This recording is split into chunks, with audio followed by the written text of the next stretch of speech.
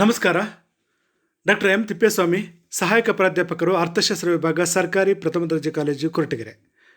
ನಾನು ಈ ಒಂದು ವಿಡಿಯೋದಲ್ಲಿ ಯುರೋಪಿಯನ್ ಎಕನಾಮಿಕ್ ಕಮ್ಯುನಿಟಿ, ಯುರೋಪಿನ ಆರ್ಥಿಕ ಸಮುದಾಯದ ಬಗ್ಗೆ ಚರ್ಚೆ ಮಾಡಲಿದ್ದೇನೆ.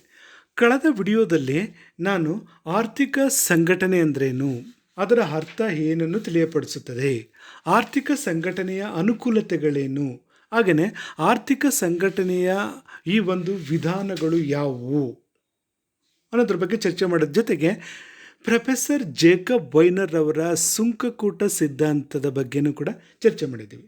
ಸುಂಕಕೂಟ ರಚನೆಯಿಂದ ಸುಂಕಕೂಟದಲ್ಲಿರ್ತಕ್ಕಂಥ ಸದಸ್ಯರುಗಳು ಆ ಸುಂಕಕೂಟದ ಹೊರಗಡೆ ಇರ್ತಕ್ಕಂಥ ರಾಷ್ಟ್ರಗಳ ನಡುವೆ ತಾರತಮ್ಯ ಸುಂಕ ನೀತಿಯನ್ನು ಅನುಸರಿಸುವುದರಿಂದ ಅಥವಾ ತಾರತಮ್ಯವಾಗಿರ್ತಕ್ಕಂಥ ವ್ಯಾಪಾರ ನೀತಿಯನ್ನು ಅನುಸರಿಸುವುದರಿಂದ ಆ ಒಂದು ರಾಷ್ಟ್ರದ ಮೇಲೆ ಉತ್ಪಾದನೆ ಮೇಲೆ, ಅನುಭೋಗದ ಮೇಲೆ, ಹಾಗೆಯೇ ಈ ಒಂದು ಜನರ ಜೀವನ ಮಟ್ಟ, ಆರ್ಥಿಕ ಕಲ್ಯಾಣದ ಮೇಲೆ ಮತ್ತು ಚಲನಾತ್ಮಕವಾಗಿರ್ತಕ್ಕಂಥ ಈ ಒಂದು ಪರಿಸ್ಥಿತಿಯ ಮೇಲೆ ಯಾವ ರೀತಿಯ ಪರಿಣಾಮಗಳನ್ನು ಉಂಟು ಮಾಡ್ತವೆ ಅನ್ನೋದನ್ನು ಸುಂಕಕೂಟ ಸಿದ್ಧಾಂತ ತಿಳಿಯಪಡಿಸ್ತಕ್ಕಂಥ ವಿಚಾರವನ್ನು ನಾನು ಕಳೆದ ವಿಡಿಯೋದಲ್ಲಿ ಚರ್ಚೆ ಮಾಡಿದ್ದೀನಿ.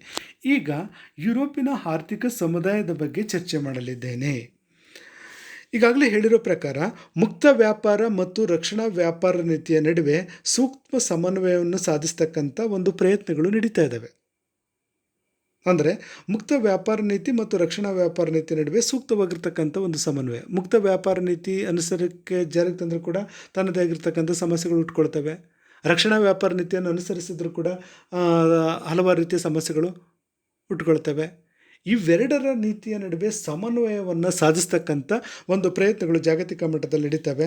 ಅದಕ್ಕೆ ಕಾರಣ ಅಂತಂದರೆ ಇಂದು ವಿಶ್ವದ ಅನೇಕ ರಾಷ್ಟ್ರಗಳ ನಡುವೆ ಅಂತಾರಾಷ್ಟ್ರೀಯ ಆರ್ಥಿಕ ಸಹಕಾರಕ್ಕೆ ಪ್ರಯತ್ನಗಳು ನಡೀತಾನೂ ಇದ್ದಾವೆ. ಈ ಎಲ್ಲ ಪ್ರಯತ್ನಗಳ ಹಿಂದಿರುವ ಉದ್ದೇಶವೆಂದರೆ ಜಾಗತಿಕ ಮಟ್ಟದಲ್ಲಿ ಪರಸ್ಪರ ಸಹಕಾರ ಮತ್ತು ಸಹಬಾಳ್ವೆಯನ್ನು ಸಾಧಿಸ್ತಕ್ಕಂಥದ್ದು, ಹಾಗೆಯೇ ಜಾಗತಿಕ ಮಟ್ಟದಲ್ಲಿ ಆರ್ಥಿಕ ಕಲ್ಯಾಣವನ್ನು ಹೆಚ್ಚಿಸ್ತಕ್ಕಂಥದ್ದಾಗಿದೆ.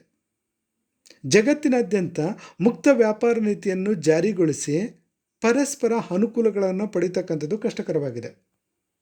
ಇವತ್ತು ರಾಷ್ಟ್ರಗಳ ಮಧ್ಯೆ ನಡೀತಕ್ಕಂಥ ವ್ಯಾಪಾರದಲ್ಲಿ ಮುಕ್ತವಾಗಿರ್ತಕ್ಕಂಥ ವ್ಯಾಪಾರ ನೀತಿಯನ್ನು ಅನುಷ್ಠಾನಕ್ಕೆ ತರ್ತಕ್ಕಂಥ ಈ ಒಂದು ಮುಕ್ತ ವ್ಯಾಪಾರ ನೀತಿಯನ್ನು ಜಾರಿಗೊಳಿಸಿದರೂ ಕೂಡ ಸಾಕಷ್ಟು ಅನುಕೂಲಗಳನ್ನು ಪಡೀತಕ್ಕಂಥದ್ದು ಕಷ್ಟಕರವಾಗಿದೆ.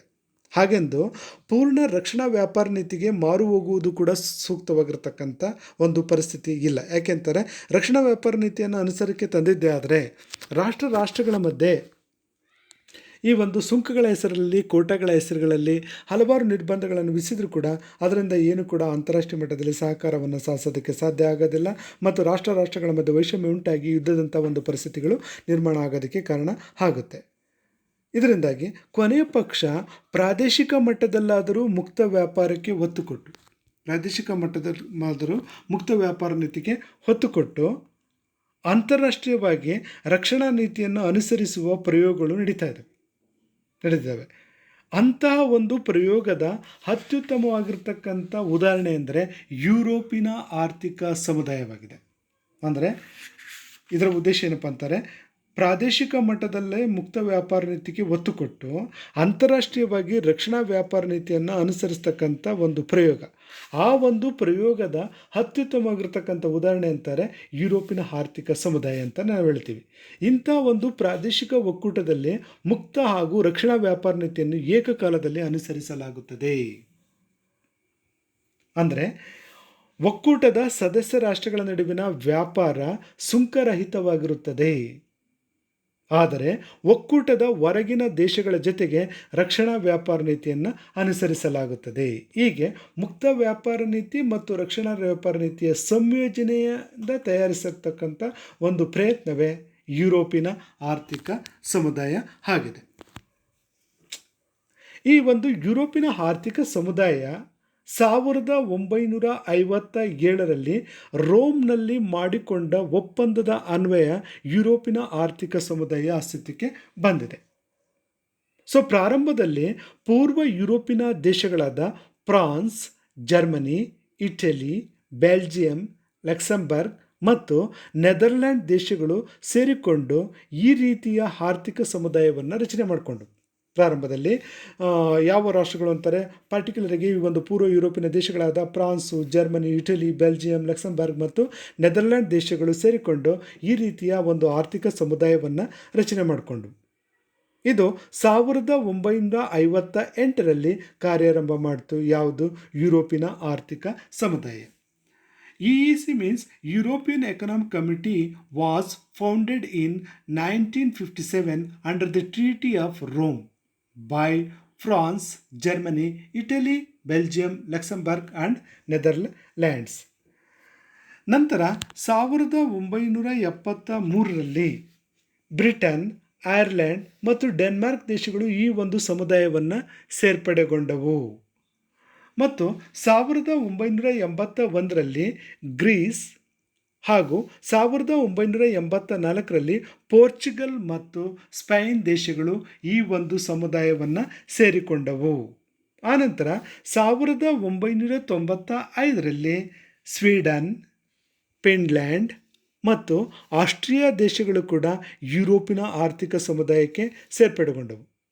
ಆನಂತರ 2004ರಲ್ಲಿ ಈಸ್ಟೋನಿಯಾ, ರಿಪಬ್ಲಿಕ್ ಆಫ್ ಚೆಕ್, Cyprus, Hungary, Latvia, Lithuania, Malta, Poland, Republic of Slovakia ಮತ್ತು ಸ್ಲೋವಾನಿಯಾಗಳು ಸೇರ್ಪಡೆಗೊಂಡವು. ಅಂದರೆ 2004ರಲ್ಲಿ ಭಾಳಷ್ಟು ದೇಶಗಳು ಈ ಒಂದು ಸಮುದಾಯವನ್ನು ಸೇರ್ಪಡೆಗೊಂಡವು. ಇದರಿಂದಾಗಿ ಈ ಒಂದು ಸಮುದಾಯ 27 ದೇಶಗಳನ್ನು ಒಳಗೊಂಡಿದೆ. ಈ ಒಂದು ಸಮುದಾಯ ಈಗ 27 ದೇಶಗಳನ್ನು ಒಳಗೊಂಡಿರ್ತಕ್ಕಂಥದ್ದನ್ನು ನಾವು ನೋಡ್ತೀವಿ. ಯುರೋಪಿನ ಆರ್ಥಿಕ ಸಮುದಾಯವು ಇಂದು ಜಗತ್ತಿನಲ್ಲಿ ಅತ್ಯಂತ ಪ್ರಭಾವಶಾಲಿ ಹಾಗೂ ಬಲಿಷ್ಠವಾದ ಆರ್ಥಿಕ ಸಮುದಾಯವಾಗಿದೆ. ಯುರೋಪಿನ ಆರ್ಥಿಕ ಸಮುದಾಯ ಈಗ ಜಗತ್ತಿನಲ್ಲಿ ಅತ್ಯಂತ ದೊಡ್ಡದಾಗಿರ್ತಕ್ಕಂಥ, ಪ್ರಭಾವಶಾಲಿಯಾಗಿರ್ತಕ್ಕಂಥ ಮತ್ತು ಬಲಿಷ್ಠವಾಗಿರ್ತಕ್ಕಂಥ ಆರ್ಥಿಕ ಸಮುದಾಯ ಆಗಿದೆ. ಯಾಕೆ ಅಂತಂದರೆ ಈ ಒಂದು ಸಮುದಾಯದಲ್ಲಿ ಸುಮಾರು 27ಕ್ಕಿಂತ ಹೆಚ್ಚು ದೇಶಗಳು ಸದಸ್ಯತ್ವವನ್ನು ಪಡ್ಕೊಂಡಿದ್ದಾವೆ. ಬಹುತೇಕವಾಗಿ ಯುರೋಪಿನ ದೇಶಗಳು, ಆರ್ಥಿಕವಾಗಿ ಸದೃಢವಾಗಿರ್ತಕ್ಕಂಥ ಅನೇಕ ಯುರೋಪಿನ ದೇಶಗಳು ಈ ಒಂದು ಸಮುದಾಯದಲ್ಲಿ ಸದಸ್ಯತ್ವವನ್ನು ಪಡ್ಕೊಂಡಿರ್ತಕ್ಕಂಥದ್ದು ನಾವು ನೋಡ್ತಾ ಇದ್ದೀವಿ. ಈ ಆರ್ಥಿಕ ಸಮುದಾಯವು ಇಂದು ಜಗತ್ತಿನಲ್ಲಿ ಅತ್ಯಂತ ಮುಂದುವರಿದ ಮತ್ತು ಶ್ರೀಮಂತ ದೇಶಗಳ ಸಮುದಾಯವಾಗಿದೆ. ಇದು ಇಂದು ಜಗತ್ತಿನಲ್ಲಿ ಅತಿ ದೊಡ್ಡದಾಗಿರ್ತಕ್ಕಂಥ ಮಾರುಕಟ್ಟೆಯಾಗಿದ್ದು ಜಾಗತಿಕ ವ್ಯಾಪಾರದ 41% ತನ್ನದಾಗಿಸಿಕೊಂಡಿದೆ. ಯುರೋಪಿನ ಆರ್ಥಿಕ ಸಮುದಾಯವನ್ನು ಇಂದು ವಿವಿಧ ಹೆಸರುಗಳಿಂದ ಕರೆಯಲಾಗ್ತಾ ಇದೆ. ಈ ಒಂದು ಯುರೋಪಿನ ಆರ್ಥಿಕ ಸಮುದಾಯವನ್ನು ಪ್ರಸ್ತುತ ಈಗ ವಿವಿಧ ಹೆಸರುಗಳಿಂದ ಕರೆಯಲಾಗ್ತದೆ. ಆ ಹೆಸರುಗಳು ಅಂತಂದರೆ ಯುರೋಪಿನ ಸಾಮಾನ್ಯ ಮಾರುಕಟ್ಟೆ, ಐರೋಪ್ಯ ಸಮುದಾಯ, ಸಾಮಾನ್ಯ ಮಾರುಕಟ್ಟೆ, ಹಾಗೆಯೇ ಯುರೋಪಿಯನ್ ಯೂನಿಯನ್. ಈ ರೀತಿ ಹೆಸರುಗಳಿಂದ ಈ ಒಂದು ಸಮುದಾಯವನ್ನು ಕರೆಯಲಾಗುತ್ತದೆ.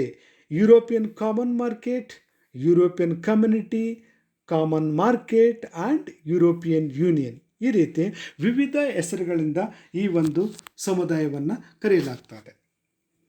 ಈ ಒಂದು ಸಮುದಾಯದ ರಚನೆ ಹಿನ್ನೆಲೆ ಅಂತಂದರೆ ಯುರೋಪಿನ ಆರ್ಥಿಕ ಸಮುದಾಯವನ್ನು ರಚಿಸಿಕೊಳ್ಳುವುದಕ್ಕಿಂತ ಮೊದಲು ಪೂರ್ವ Germany, France, Italy, Belgium, Luxembourg ಮತ್ತು ನೆದರ್ಲ್ಯಾಂಡ್ ದೇಶಗಳು ಸೇರಿಕೊಂಡು 1952ರಲ್ಲಿ ಯುರೋಪಿನ ಕಲ್ಲಿದ್ದಲು ಮತ್ತು ಉಕ್ಕಿನ ಸಮುದಾಯವನ್ನು ರಚಿಸಿಕೊಂಡಿದ್ದವು. ಈ ಸಮುದಾಯವು ಕಲ್ಲಿದ್ದಲು ಮತ್ತು ಕಬ್ಬಿಣದ ಅದಿರು ಮತ್ತಿತರ ಸರಕುಗಳ ವ್ಯಾಪಾರದ ಮೇಲಿನ ಎಲ್ಲ ರೀತಿಯ ಸುಂಕಗಳನ್ನು ಹಾಗೂ ಕೋಟಾಗಳನ್ನು ಹಿಂತೆಗೆದುಕೊಳ್ಳಲು ನಿರ್ಧರಿಸಿತ್ತು. ಆದರೆ 1957ರ ರೋಮ್ ಒಪ್ಪಂದದಲ್ಲಿ ಈ ಒಂದು ಒಪ್ಪಂದವನ್ನು ವಿಸ್ತರಿಸಿ ಎಲ್ಲ ಸರಕುಗಳನ್ನು ಸೇರ್ಪಡೆಗೊಳಿಸಲು ತೀರ್ಮಾನಿಸಲಾಯಿತು. ಇದರಿಂದಾಗಿ ಈ ಒಂದು ಸಮುದಾಯ ಜಾಗತಿಕ ಮಟ್ಟದಲ್ಲಿ ಒಂದು ಅತಿ ದೊಡ್ಡದಾಗಿರ್ತಕ್ಕಂಥ, ಬಲಿಷ್ಠವಾಗಿರ್ತಕ್ಕಂಥ ಸಮುದಾಯ ಆಗಿ ಪರಿವರ್ತನೆ ಆಯಿತು. ಯಾವಾಗ? 1957ರ ರೋಮ್ ಒಪ್ಪಂದದ ನಂತರ. ಈ ಒಂದು ಯುರೋಪಿನ ಆರ್ಥಿಕ ಸಮುದಾಯದ ಉದ್ದೇಶಗಳು. ಯುರೋಪಿನ ಆರ್ಥಿಕ ಸಮುದಾಯ ಹಲವಾರು ರೀತಿಯ ಉದ್ದೇಶಗಳನ್ನು ಒಳಗೊಂಡಿದೆ. The objectives of the community include: the first one is to elimination of customs duties and quantitative restrictions in members countries. And second objective is European Community, the establishment of common customs tariff and common commercial policy towards the third country. ಅಂದರೆ ಯುರೋಪಿನ ಆರ್ಥಿಕ ಸಮುದಾಯದ ಉದ್ದೇಶಗಳನ್ನು ನೋಡಿದಂಥ ಸಂದರ್ಭದಲ್ಲಿ ಸದಸ್ಯ ದೇಶಗಳ ನಡುವೆ ಸುಂಕಗಳು ಮತ್ತು ಇತರ ವ್ಯಾಪಾರ ನಿರ್ಬಂಧಗಳನ್ನು ತೆಗೆದುಹಾಕುವುದು. ಏನು ಸದಸ್ಯ ರಾಷ್ಟ್ರಗಳು ಅಂತ ಏನು 27 ದೇಶಗಳಿದಾವಲ್ಲ, ಈ ಒಂದು ಸದಸ್ಯ ದೇಶಗಳ ನಡುವೆ ಸುಂಕಗಳು ಅಂತಾರೆ ಆಮದು ಮತ್ತು ರಫ್ತು ಸರಕುಗಳ ಮೇಲೆ ವಿಧಿಸ್ತಕ್ಕಂಥ ಈ ಒಂದು ಸುಂಕಗಳು ಮತ್ತು ಆಮದು ರಫ್ತು ವಿಚಾರದಲ್ಲಿದ್ದಂತಹ ವ್ಯಾಪಾರ ನಿರ್ಬಂಧಗಳನ್ನು ತೊಡೆದು ಹಾಕ್ತಕ್ಕಂಥ ಒಂದು ಉದ್ದೇಶವನ್ನು ಹೊಂದಿದೆ. ಯಾವುದು? 27 ದೇಶಗಳನ್ನು ಒಳಗೊಂಡಿರ್ತಕ್ಕಂಥ ಯುರೋಪಿನ ಆರ್ಥಿಕ ಸಮುದಾಯ. ಇನ್ನು ಎರಡನೇದೇನಪ್ಪ ಅಂದರೆ ಸಮುದಾಯದ ಹೊರಗಿನ ದೇಶಗಳೊಂದಿಗೆ ಸಾಮಾನ್ಯ ಸುಂಕ ಹಾಗೂ ವಾಣಿಜ್ಯ ನೀತಿಯನ್ನು ಅನುಸರಿಸುವುದು. ಸಮುದಾಯದ ಹೊರಗಡೆ ಇರತಕ್ಕಂಥ ಹಲವಾರು ರಾಷ್ಟ್ರಗಳ ಜೊತೆ ಸಾಮಾನ್ಯವಾಗಿರ್ತಕ್ಕಂಥ ಒಂದು ಸುಂಕ ಹಾಗೂ ವಾಣಿಜ್ಯ ನೀತಿಯನ್ನು ಅನುಸರಿಸ್ತಕ್ಕಂಥ ಉದ್ದೇಶವನ್ನು ಹೊಂದಿದೆ European economic committee. To establishment of common customs tariff and common commercial policy towards the third countries. So, another objective of European Community is the economic policy of member states can be coordinated and disequilibrium in their balance of payments can be remedied. ಅಂದರೆ ಪಾವತಿ ಶಿಲ್ಕಿನ ಸಮಸ್ಯೆಯನ್ನು ಬಗೆಹರಿಸಲು ಸಾಮಾನ್ಯ ನೀತಿಯನ್ನು ಅನುಸರಿಸಿ ಆರ್ಥಿಕ ಧೋರಣೆಗಳಲ್ಲಿ ಸಾಮರಸ್ಯವನ್ನು ಸಾಧಿಸುವುದು.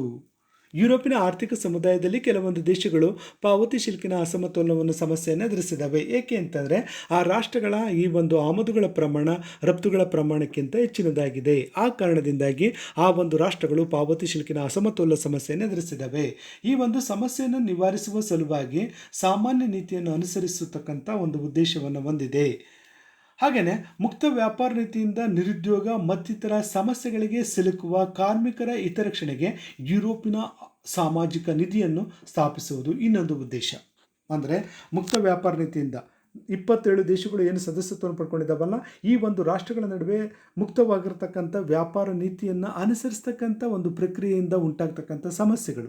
ಸೊ ಪರ್ಟಿಕ್ಯುಲರಾಗಿ ಈ ಒಂದು ಕಾರ್ಮಿಕರು ಏನು ಉದ್ಯೋಗವನ್ನು ಕಳ್ಕೊಳ್ತಾರಲ್ಲ ಅಥವಾ ಈ ಒಂದು ಕಾರ್ಮಿಕರಿಗೆ ಏನು ಅನ್ಯಾಯಗಳು ಉಂಟಾದಂಥ ಸಂದರ್ಭದಲ್ಲಿ ಆ ಒಂದು ಕಾರ್ಮಿಕರ ಹಿತರಕ್ಷಣೆಗೆ ನೆರವಾಗೋದಕ್ಕಾಗಿ ಯುರೋಪಿನ ಆರ್ಥಿಕ ಸಮುದಾಯ ಯುರೋಪಿನ ಸಾಂಸ್ಥಿಕ ನಿಧಿಯನ್ನು ಸ್ಥಾಪಿಸ್ತಕ್ಕಂಥ ಉದ್ದೇಶವನ್ನು ಹೊಂದಿದೆ. The creation of European Social Fund in order to improve the possibilities of employment of workers. Next ಇನ್ನೊಂದು ಉದ್ದೇಶ ಏನಂತ ಅಂದರೆ ಯುರೋಪಿನ ಆರ್ಥಿಕ ಸಮುದಾಯದಲ್ಲಿನ ಸದಸ್ಯ ದೇಶಗಳಲ್ಲಿನ ವಿವಿಧ ಯೋಜನೆಗಳಿಗೆ ಹಣಕಾಸನ್ನು ಒದಗಿಸಲು ಯುರೋಪಿನ ಊಟೆ ನಿಧಿಯನ್ನು ನಿರ್ಮಿಸುವುದು. ಯುರೋಪಿನ ಆರ್ಥಿಕ ಸಮುದಾಯದಲ್ಲಿರ್ತಕ್ಕಂಥ ಹಲವಾರು ರಾಷ್ಟ್ರಗಳಲ್ಲಿ ವಿವಿಧ ಯೋಜನೆಗಳಿಗೆ ಹಣಕಾಸನ್ನು ಒದಗಿಸುವ ದೃಷ್ಟಿಯಿಂದ ಯುರೋಪಿನ ಊಟೆ ನಿಧಿಯನ್ನು ಯುರೋಪಿಯನ್ ಇನ್ವೆಸ್ಟ್ಮೆಂಟ್ ಬ್ಯಾಂಕನ್ನು ಅಥವಾ ಈ ಒಂದು ಫಂಡನ್ನು ನಿರ್ಮಿಸ್ತಕ್ಕಂಥದ್ದು.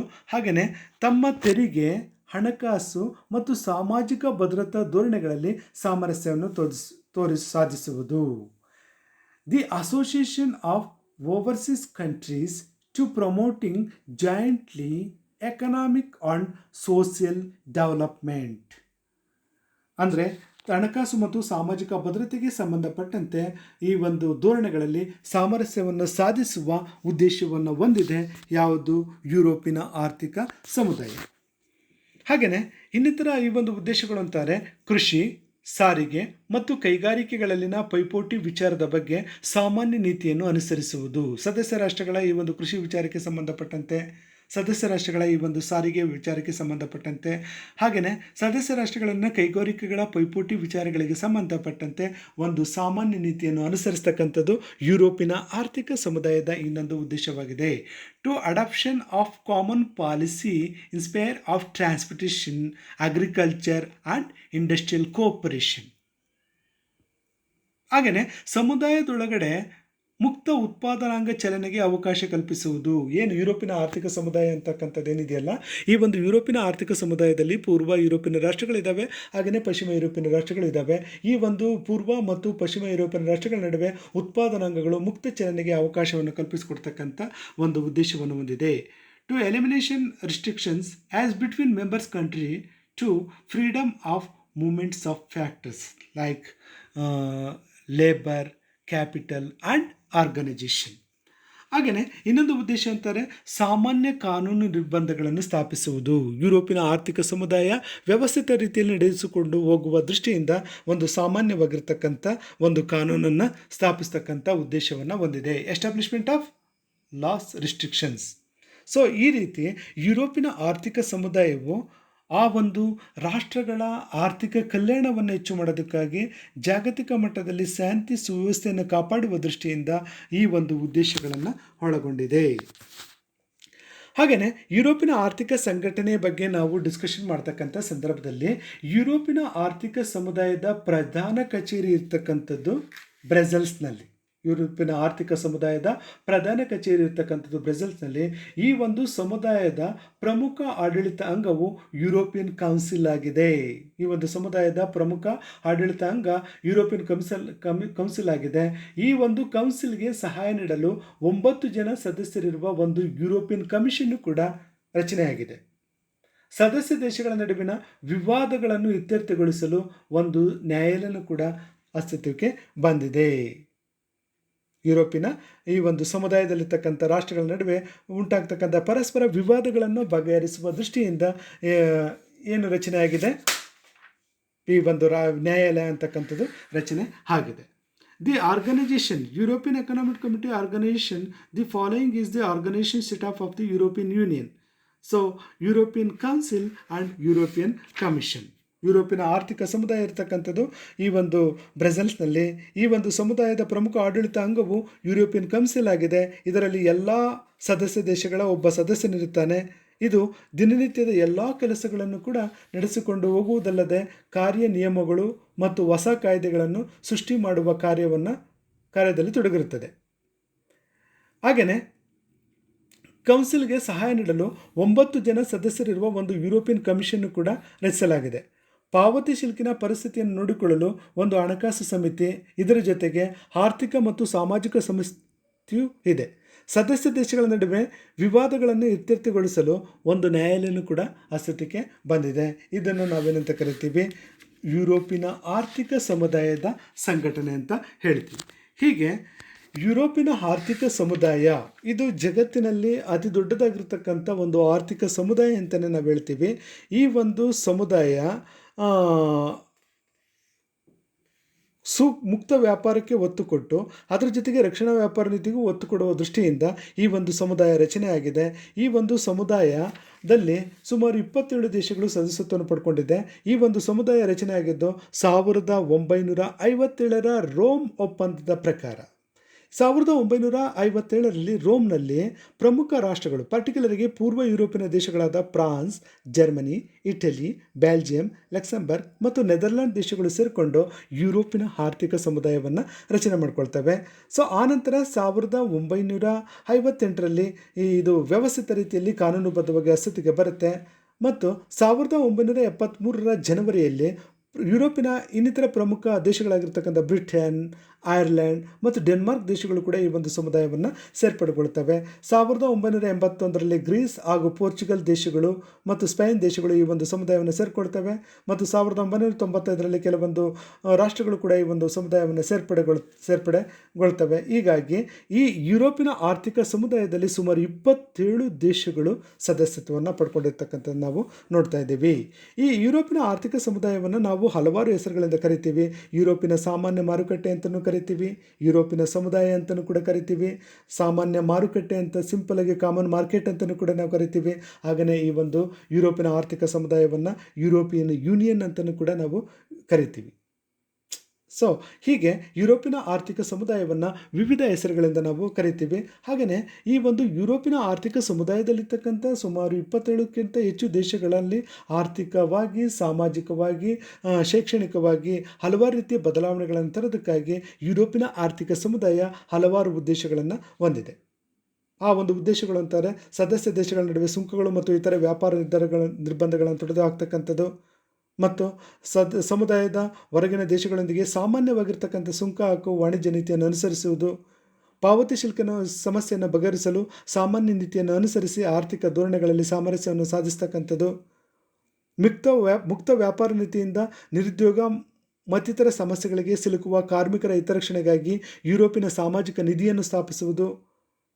ಯುರೋಪಿನ ಆರ್ಥಿಕ ಸಮುದಾಯದಲ್ಲಿನ ಸದಸ್ಯ ದೇಶಗಳಲ್ಲಿನ ವಿವಿಧ ಯೋಜನೆಗಳಿಗೆ ಹಣಕಾಸನ್ನು ಒದಗಿಸಲು ಯುರೋಪಿನ ಊಟೆ ನಿಧಿಯನ್ನು ಸ್ಥಾಪಿಸುವುದು. ಅದೇ ರೀತಿ ಸಮುದಾಯದ ದೇಶಗಳ ನಡುವೆ ಈ ಒಂದು ತೆರಿಗೆ, ಹಣಕಾಸು ಮತ್ತು ಸಾಮಾಜಿಕ ಭದ್ರತೆಗೆ ಸಂಬಂಧಪಟ್ಟಂತೆ ಸಾಮರಸ್ಯವನ್ನು ಸಾಧಿಸುವುದು.